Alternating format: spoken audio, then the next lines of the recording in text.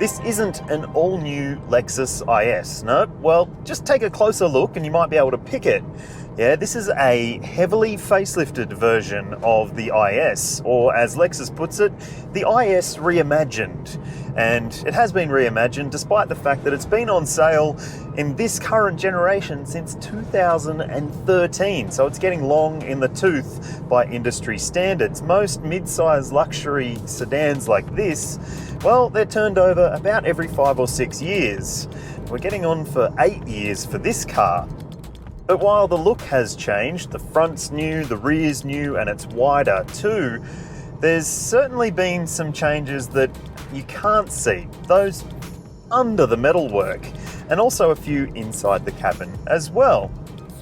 So let's take a closer look at this new look Lexus IS. In this review, I'll cover off all the important stuff that you probably want to know, but if you're impatient or if you're just curious about something in particular, you can jump ahead. There are time codes on your screen now, and if you're watching on YouTube, you'll find chapter markers in the timeline below. And also on YouTube, in the description, you'll find the link to my full detailed written review, which you'll find at the CarsGuide site. You'll find plenty of other interesting stuff there too. And if you're on YouTube, don't forget to hit like, hit subscribe, share this video with your friends, and hit that bell icon to stay up to date with all of our latest content. In terms of the design, you'd be forgiven for thinking this is an all-new Lexus IS. There's some interesting new look elements. It's wider, it's got a new face, and it's got a new tail as well, and I really like that rear end design. But I'd love to know what you think of this new look for the 2021 IS. Let us know in the comments below. It certainly is more aggressive looking than its predecessor, with more mesh and chrome finishes up front, and the grille finish varies depending on the model you choose. Loving the new look LED headlights and integrated DRLs, a lot better than the old split look ones, which were pretty ugly if you ask me. In profile, you'll notice new alloy wheel designs ranging from 18-inch rims on the base car through to 19s. But the profile really gives away that this isn't an all-new car. The window line is the same even if the rear haunches have been pumped out. The back end's broader stance is enhanced by a slimline rear light garnish across the boot, which looks very now. Inside, the design of the IS arguably hasn't changed enough. It's still pretty much as it has been since way back in 2013. We'll take a closer look inside the car soon. You can jump ahead to that if you want to, but next we're going to take a look at the model range and pricing.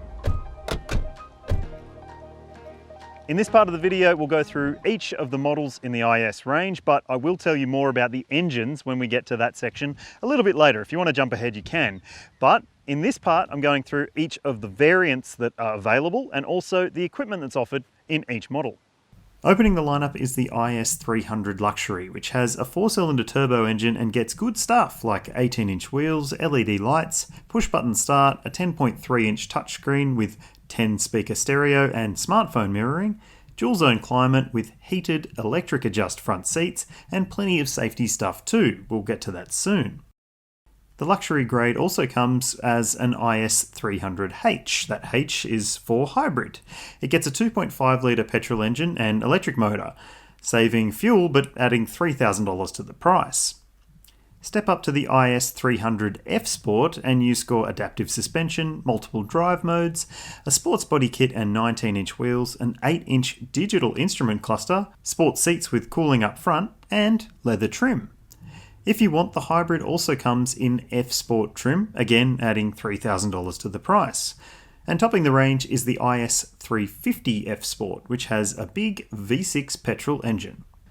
There are enhancement packs available for every variant in the IS 2021 range as well. You can read all about them in our pricing and spec story, which you'll see on the top of your screen. It'll be a little pop out up the top there. Next up, we're going to take a look inside the IS.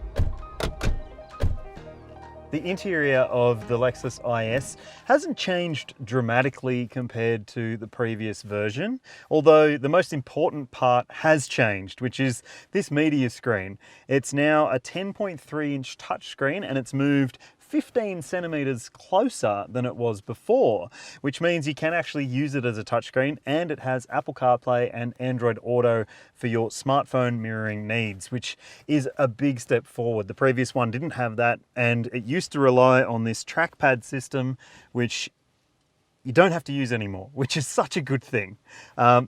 The other stuff inside the cabin hasn't changed as much. So you've got the same center stack here. You've still got those adjustments for the temperature control. The buttons are all very much the same. You've got cup holders here. You've got a covered center console bin here. Little things that are missing include head-up display. There's no wireless phone charger. So it is starting to show its age a little bit in that regard. But generally, the look, the fit and finish, the quality of the materials, even the way that the blinker turns on and off is just beautiful. It's a really nice place to be, although it's not at the cutting edge of technology or styling, I would say. I think it's pretty nice, but it could be better. Now, let's check out the back seat. Back seat space in the Lexus IS could be better. Well, for someone my size, I'm 182 centimeters or 6 foot, and this seat is set for my driving position. So it is a little cramped back here. My tow room is limited, and part of the issue in the back seat is actually this transmission tunnel, which is quite large and eats into the space. If you have 3 people back here, the middle guy is going to be very uncomfortable.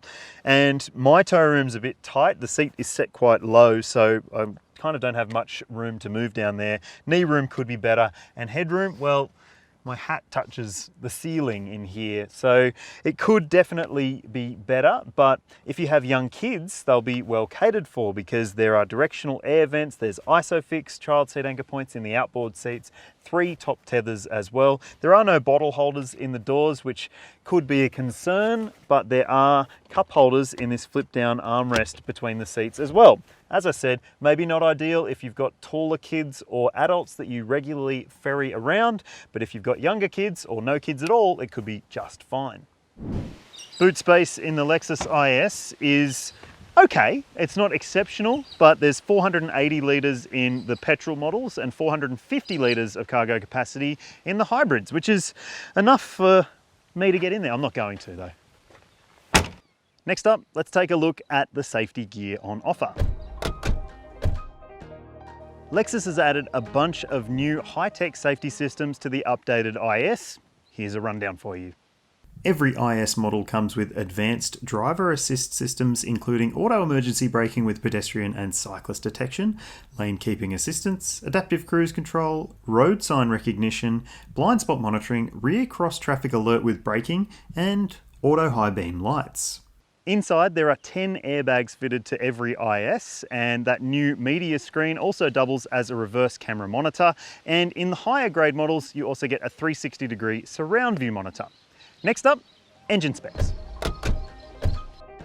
There are 3 different powertrains available in the IS range. All of them are petrol derived, and there is no diesel, there is no plug-in hybrid, and there is no full electric model. So the Lexus IS is starting to fall a little bit behind some of its rivals, namely the BMW 3 Series and Mercedes-Benz C-Class, both of which have plug-in hybrids available.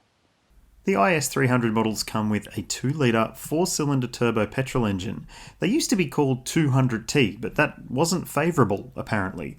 The turbo model offers decent grunt. Next up the range is the IS 300H hybrid, which combines a 2.5-litre petrol engine and an electric motor. This version runs an eCVT automatic and remains rear-wheel drive. And topping the range is the IS 350 with the chunky petrol V6 engine producing pretty sizable outputs and quite a nice sound too. Next up, fuel consumption figures for these 3 drivetrains. The Lexus IS has had hybrid power as part of its promise for some time now, but more and more brands are adopting plug-in hybrid and even full electric powertrains. So it is starting to fall a little bit behind in terms of what people might be expecting in a luxury mid-size sedan. Even so, the IS 300H remains the hero of the range for fuel use, claiming just 5.1 litres per 100 kilometres. The turbo petrol IS 300 models use a fair bit more, with the 3.5 litre V6 petrol the thirstiest of the lot. If you're curious about real-world fuel consumption, here are the figures that we've seen on the dashboard of the cars that we've driven during this launch drive. They might not really be indicative of what you might see, but over a mix of country roads and a little bit of traffic, it's not too bad. Lexus Australia hasn't kept up with Mercedes or Genesis in the luxury car ownership stakes on paper, but it has a strong reputation for exceptional aftersales. The warranty is 4 years and 100,000 kilometres, and roadside assist is now included as part of the brand's Encore program, which spans 3 years, the same duration for the brand's capped price servicing plan. Service intervals are 12 months or 15,000 kilometres. The cost is $495 per visit for the first 3 years or 45,000 Ks. Next, let's see how it drives. The car I'm in now is the IS 300H Luxury, so it's the entry grade version with the hybrid powertrain. And for a lot of people, this is going to be as luxurious and sporty as you need it to be.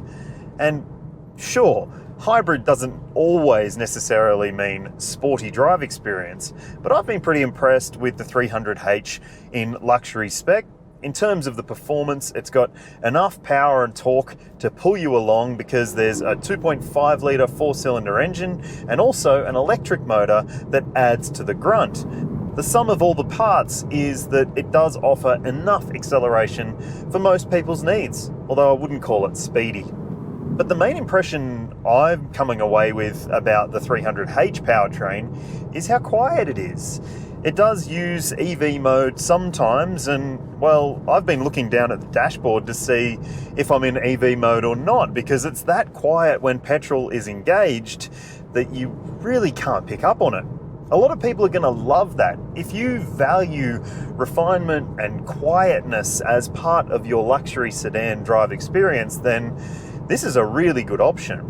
And yes, it does have a CVT automatic, or eCVT as Lexus calls it, but for the most part, it's a really agreeable transmission. It calls on the power and torque available to you pretty readily, and there are paddle shifters if you want to take fake control of fake gear shifts into your own hands. Lexus claims that it's made some pretty major changes to the chassis of the IS.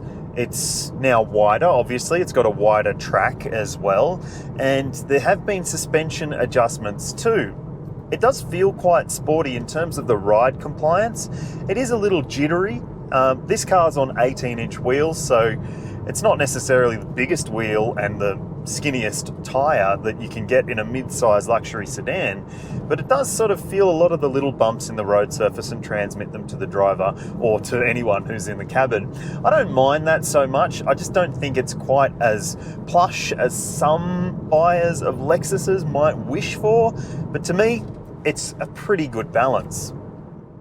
What I'm not as keen on is the steering. It's a little bit numb in the way that it reacts, although it does have pretty decent directness to it. And that's not to say that it doesn't point and shoot pretty well. It's a pretty direct car to drive and fairly dynamic too, even as a hybrid. So what about drive impressions for the other models in the range? Well, I spent some time in the IS 300F Sport, and I have to say it took a pretty big step forward in terms of dynamism. And a lot of that comes down to the 19-inch wheels with the more aggressive tyres, and also the adaptive suspension that you get fitted to every single F Sport variant. It did make a pretty big difference in terms of cornering agility and ability, but the steering was still just a little bit numb, even though it was much lighter over the nose.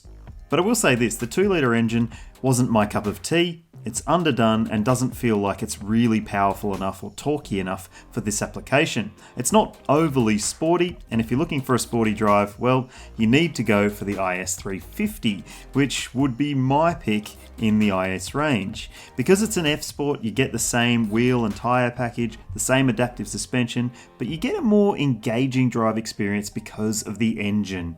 The sound of a V6 is more appealing, but also the response that you get, the more linear response of the 350 is just more impressive overall.